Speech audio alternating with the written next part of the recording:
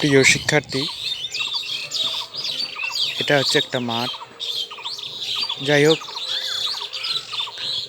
যারা যারা WBP KP পরীক্ষা দিবে, অনেকে যারা ম্যাথে দুর্বল, তাদের জন্য একটা পাস করার পদ্ধতি রয়েছে, যেটা রিজনিং আছে।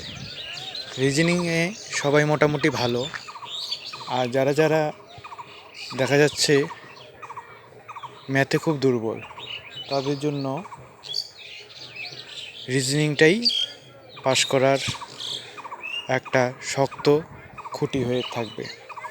আমরা রিজনিংটা কীভাবে আমরা বেশি করে নাম্বার তুলব, অর্থাৎ রিজনিংটা অঙ্কের থেকে নাম্বার বেশি তোলা যায়।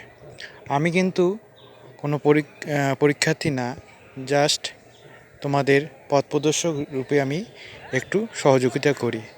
আমি কোনো পরীক্ষার্থী নই বা গভর্নমেন্ট জবের জন্য না।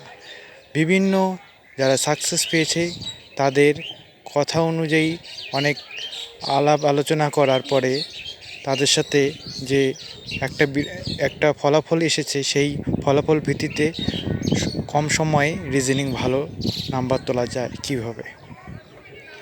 রিজনিংয়ে অথচ ডাইরেকশন আছে, ডাইজ আছে, তারপরে হচ্ছে সিটিং অ্যারেঞ্জমেন্ট আছে। হ্যাঁ, খুব কম সোজাগুলো। যেমন যত প্রিভিয়াস ইয়ার্স কোশ্চেন সবগুলো কালেক্ট করবে। সেই কালেক্ট করার পরে ওগুলোকে বারবার তোমরা রিভিশন দিবে। দেখো, আমরা অধিক সময়ে আমরা কী করি, যেমন হচ্ছে সুবীর দাসের একটা আমাদের ম্যাথ রয়েছে, হ্যাঁ না ম্যাথ না রিজনিং রয়েছে। সেই রিজনিং বইটা আমরা ধরে বইটা শেষ করতে মোটামুটি 3 থেকে 4 বছর লেগে যায়। এটা ভুল পদ্ধতি। তোমরা করবে যে রিজনিংটাকে শুধু প্র্যাকটিস করবে।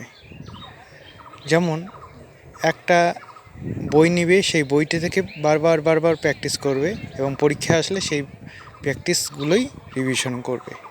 কোনো একটা নির্দিষ্ট বই পড়ার দরকার নেই। আর যেগুলো তুমি আটকে যাবে, যেমন হচ্ছে নাম্বার সিরিজে কেউ আটকে যায়, যেমন মিসিং নাম্বার কেউ আটকে যায়, সেগুলিকে তোমরা ইউটিউবে সার্চ করে সেগুলি করে নেবে।